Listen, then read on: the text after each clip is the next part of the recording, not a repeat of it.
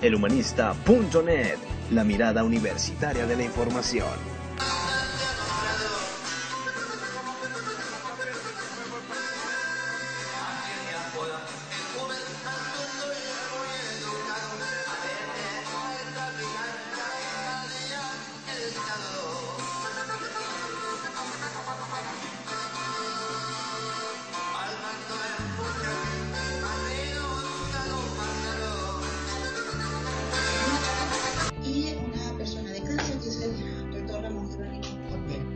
Me voy a permitir presentar a cada uno de los integrantes en el orden en el que van a exponer. Cada uno de ellos tendrá aproximadamente 40. Daremos oportunidad para que haya un espacio de diálogo y se pueda plantear algunas preguntas y tengamos una conversación con ellos. En primera instancia presento a la maestra Ingrid Urgelles Latorre, abogada de la Pontificia Universidad Católica de Chile, además de desempeñarse en el área del derecho en diversas ramas tales como derecho civil, corporativo e internacional. Actualmente es alumna de doctorado en literatura de la Pontificia Universidad Católica de Chile. Es coinvestigadora en proyecto de investigación FONDECIT en el tema narcoestética, apropiaciones de un modelo cultural México-colombiano para la constitución de un nuevo formato literario y audiovisual en Chile, a cargo del Dr. Daniel Los Santos. Sus líneas de investigación son literatura y derecho y violencia y literatura en la narrativa latinoamericana reciente. En segunda instancia tenemos al Dr. Daniel Los Santos López, doctor en literatura de la Universidad de Buenos Aires y magíster en letras por la Pontificia Universidad Católica de Chile. Se desempeña como profesor de la Facultad de Letras de la Pontificia Universidad Católica. Ha sido investigador responsable en 2 proyectos FONDECIT auspiciados por el Estado chileno y ha coordinado proyectos académicos internos con presencia de numerosas ponencias en diversas ciudades del continente. Ha participado como jurado en eventos sobre cuentos universitarios y novelas chilenas, publicado artículos en revistas académicas y en libros colectivos con temas referidos en la narrativa latinoamericana reciente. Sus áreas de investigación son los estudios sobre la violencia continental, la ciudad como asunto literario, el cine coreano reciente, la novela policial latinoamericana negra reciente, la narrativa hispánica contemporánea y los estudios culturales continentales. Dirige el proyecto de investigación ya mencionado, Narcoestética, apropiaciones de un modelo cultural colombiano para la constitución de un nuevo formato literario y audiovisual en Chile. En tercera instancia tenemos a la doctora Ainhoa Vázquez, doctora en la literatura por la Pontificia Universidad Católica de Chile. Actualmente desarrolla su investigación postdoctoral en el Centro de Investigaciones sobre América del Sur, Mira a sí mismo, el narcotráfico como problema comparativo en las ficciones culturales estadounidenses y mexicanas. Es co-investigadora en el proyecto de investigación FONDECIT, Narcoestética, apropiaciones de un modelo cultural colombiano para la constitución de un nuevo formato literario y audiovisual en Chile. Sus líneas de investigación son violencia de género y narcotráfico en literatura y televisión. En noviembre de este año publicará su libro Feminicidio en Chile, una realidad ficcionada por la editorial Cuarto Propio. Y en última instancia, Ramón Jerónimo Olvera Neder, poeta y ensayista, licenciado en Filosofía por la Universidad Autónoma de Chihuahua, maestro en Literatura en la Era Digital por la Universidad Oberta de Cataluña. Ha dirigido el programa radiofónico de análisis político, paréntesis, y trabajado para el Departamento de Difusión Cultural de la UACH. Ha sido becario del programa de estímulos a la creación de Vida Claro Siqueiros en 2 ocasiones. La más reciente lo llevó a realizar estudios en Bogotá, donde llevó a cabo una residencia de investigación en la Pontificia Universidad Javeriana.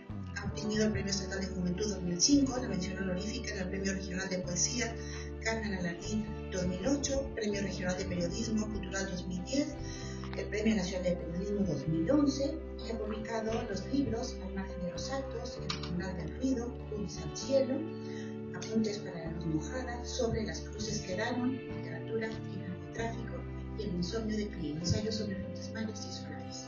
Los dejo con ustedes con este cuarteto magistral para hacer unas reflexiones en torno a la narcocultura en América Latina. Cedo la palabra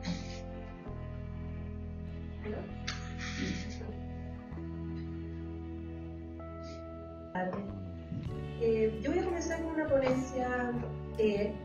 Nosotros, bueno, como comentaba la profesora, formamos parte de un equipo, Ainhoa, Danilo y yo, de investigación que trata acerca de la narcoestética en general.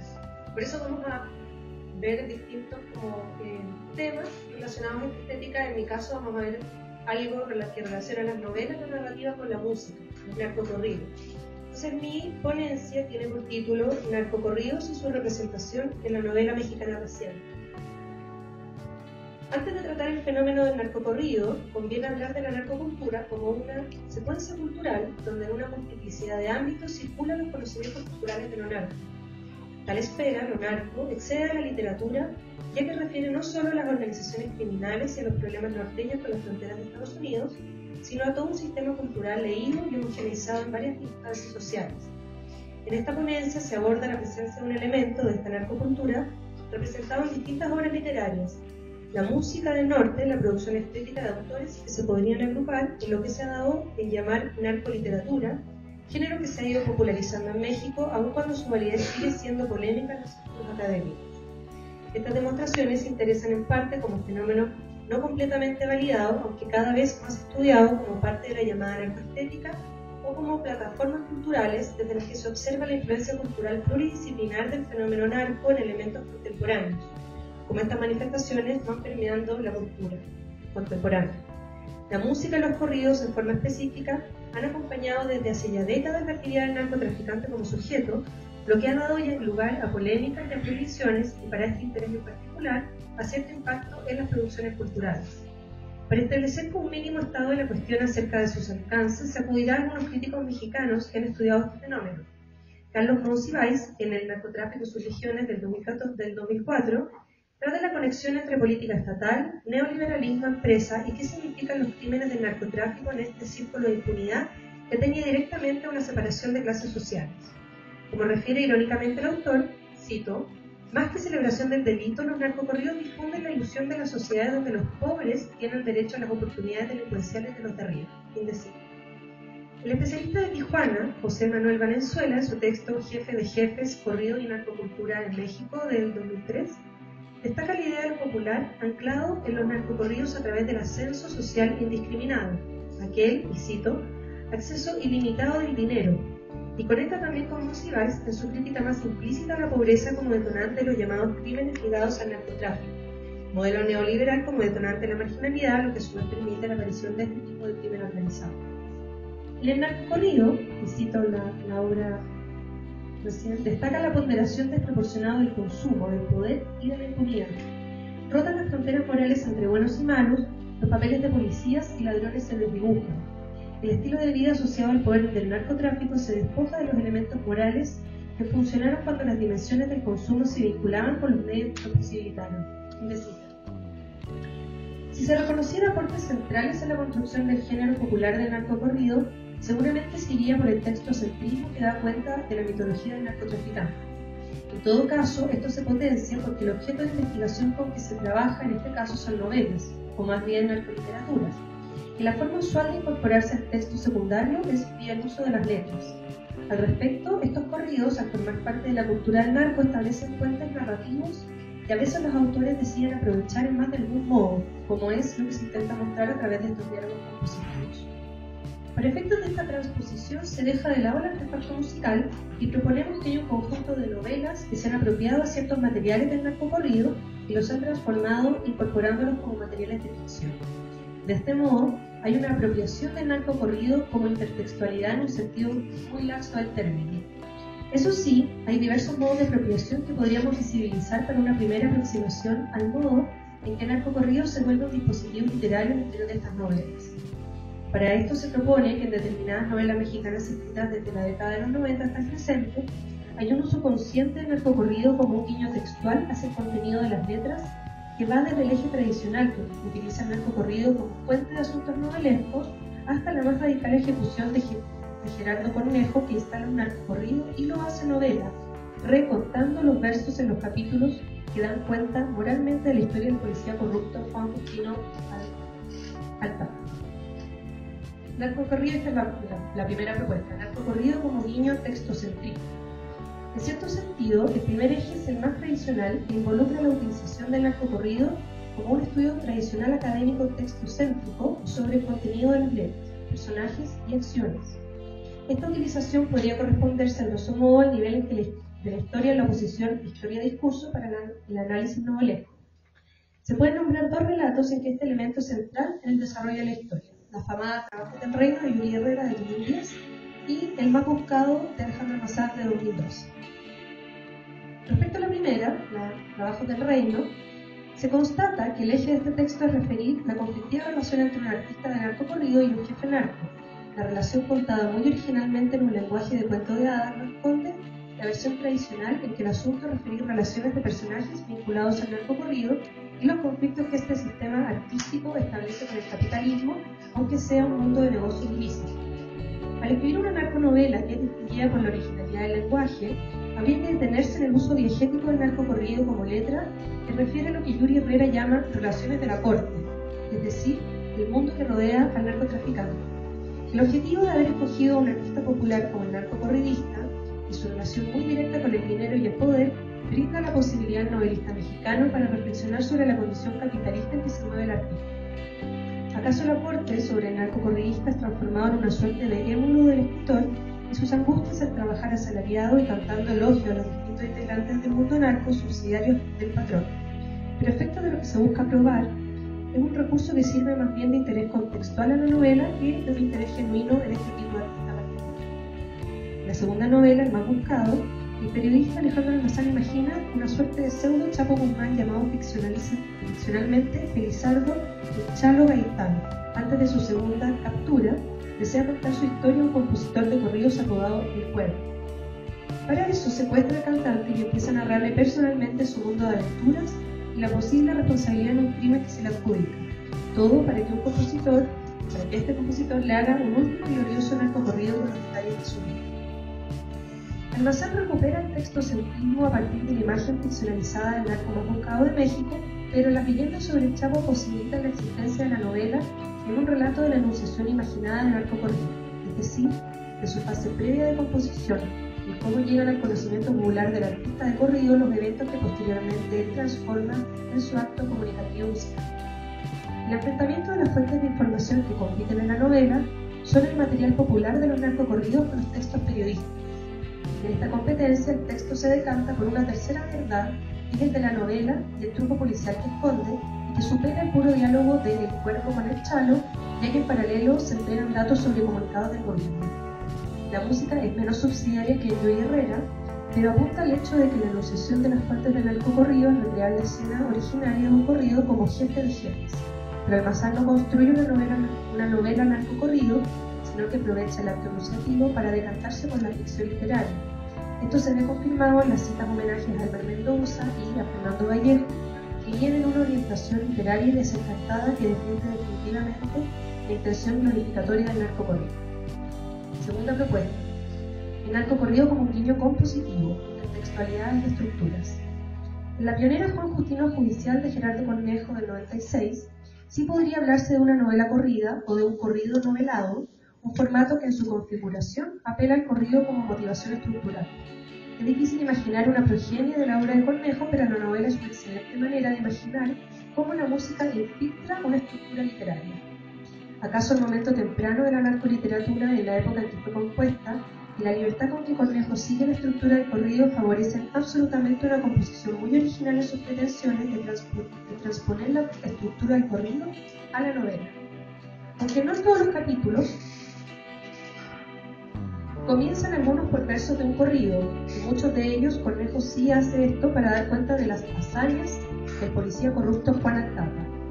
Para ello se vale denunciar al principio los versos del corrido, desarrollar la historia del capítulo y a veces retomar el nombre del capítulo al final. Las cursivas aparecen en casi todos y establecen un puente con la conciencia y verdad psíquica del policía que cuestiona sus intenciones de contratar a un corridista para que corrija las versiones populares que lo condenan moralmente por las tropelías que ha cometido al actuar como un oficial sanguinario. El modo de composición de Cornejo apela a una polifonía de voces para mostrar cómo el corrido puede actuar como un revulsivo de la dura verdad oficial de crímenes y actos violentos del protagonista. La historia está narrada por tres voces que se alternan y complementan. Primero se escucha la voz colectiva que da una versión de los hechos.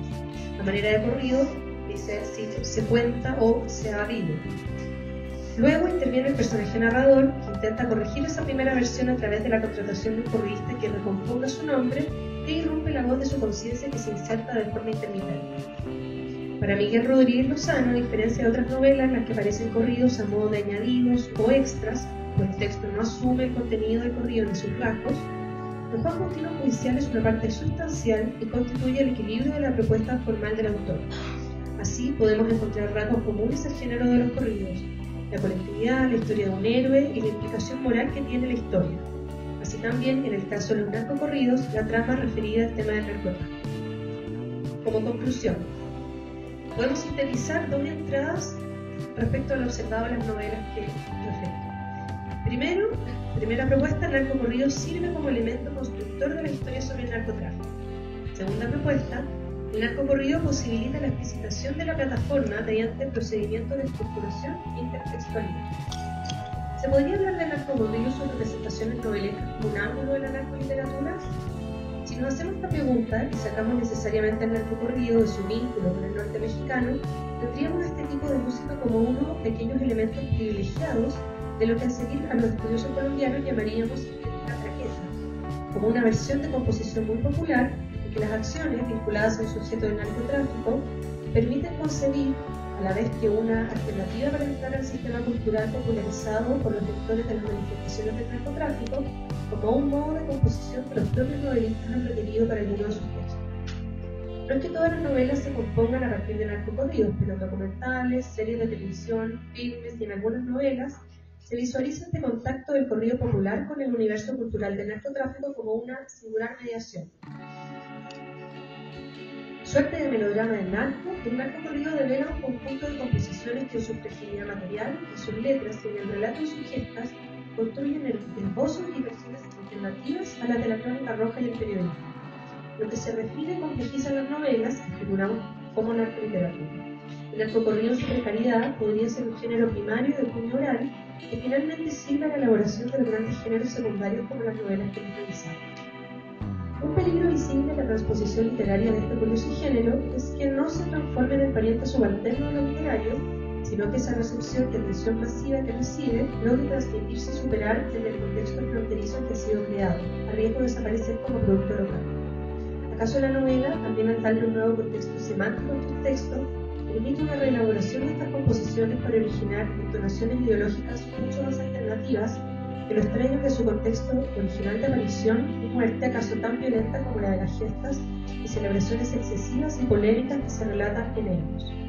Al menos en las novelas también se visibiliza esa posibilidad, cooperación y medio de son con estos géneros masivos morales que se proyectan sobre el fondo de las novelas narcotípicas. Muchas gracias. En nuestra plataforma es una subalternidad que está en las novelas. A propósito del lenguaje que aparece en ellas, es muy claro en la vez que se aparece en el origen. La voz dominante es la voz del letrado, los personajes sicarios, en este caso, aparecen de una manera suave y distinta. Es muy coloquial, muy popular, muy regional en algún sentido, y a veces son deformaciones ortográficas a la norma. Un caso clarísimo, otra vez es Entre Perros, ¿no? Donde el personaje del sicario aparece con la puesta de supuestos amigos, ¿no? El personaje periodista encarna de una manera un lenguaje mucho más cool y con referencias cultas. Esto se repite permanentemente en todas estas novelas. La idea de que quien asume la voz como quien manda dentro de la novela no es este asesino popular o este transportador de droga popular, sino es un personaje de clase media culta que incluso a veces se permiten unas referencias muy cortistas, como, que la no voy a hacer como un autosabotaje, como en el caso del policía Mendieta, que ha estudiado letras, pero el ejemplo realmente es muy bueno en ese caso. O en el caso también de novelas donde citan a Fernando del Paz, ¿cierto? Mismo Mendieta, a veces reconoce a Adolfo.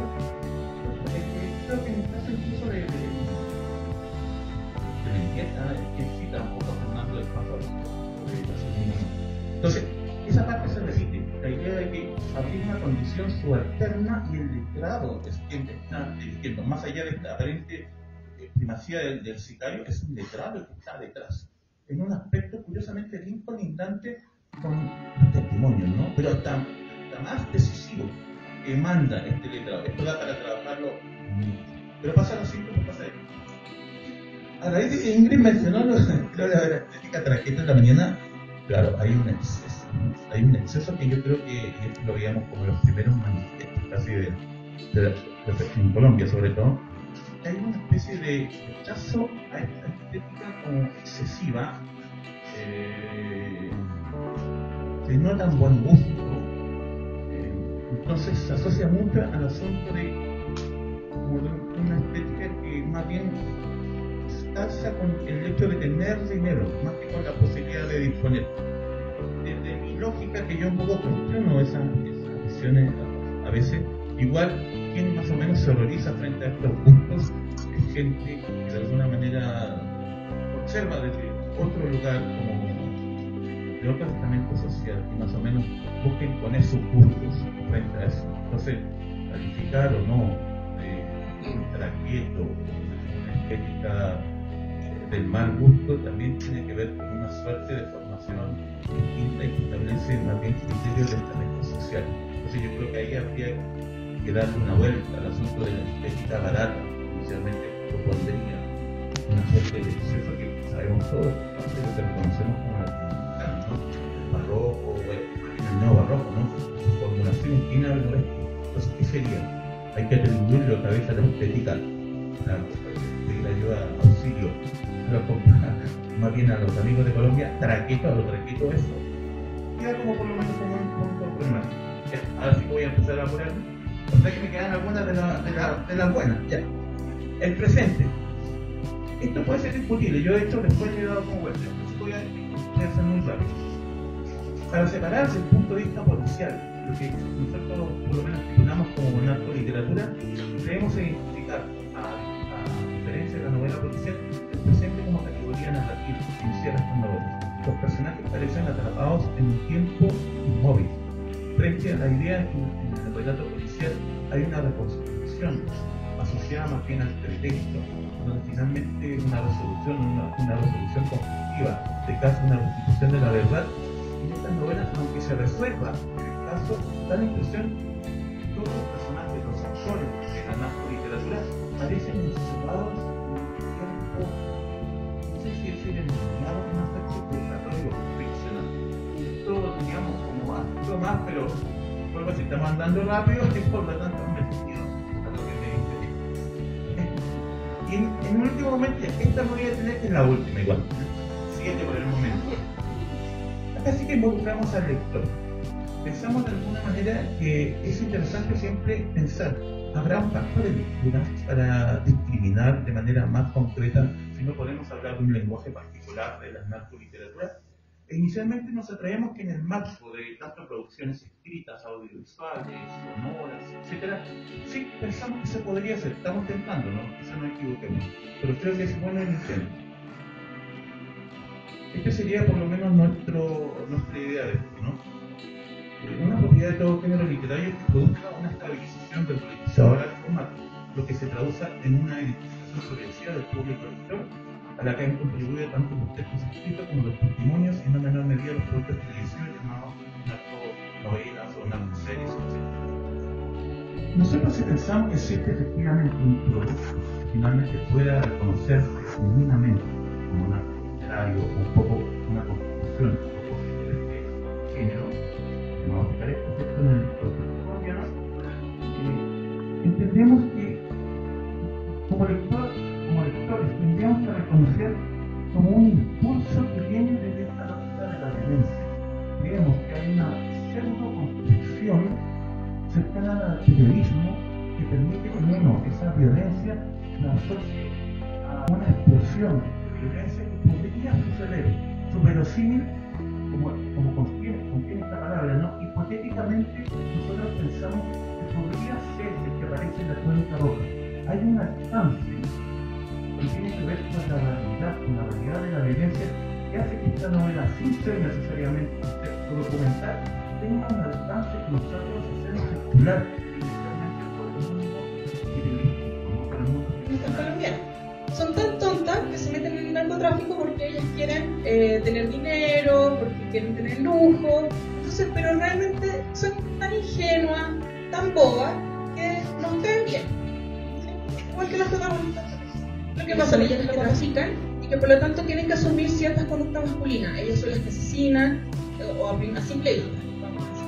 Son ellas las que asesinan, son ellas las que trafican. Pero si nos damos cuenta y vemos un poquito más allá, bajo el agua, nos podemos dar cuenta que también son víctimas. O sea, todas ellas han sido violadas cuando niñas, vienen de madres prostitutas. Muchas de ellas además son muy buenas personas. Terminan involucradas porque se enamoran, porque no, en realidad porque se enamoran. Eso es como la base. Se enamoran o quedan. Se enamoran, así se meten, se involucran en el negocio por eso. Y además es interesante que esa es la misma visión que tienen los críticos del narcotráfico, porque trabajan el tema del narcotráfico y que trabajan la figura femenina del narcotráfico. Coinciden en eso, que las mujeres siempre se involucran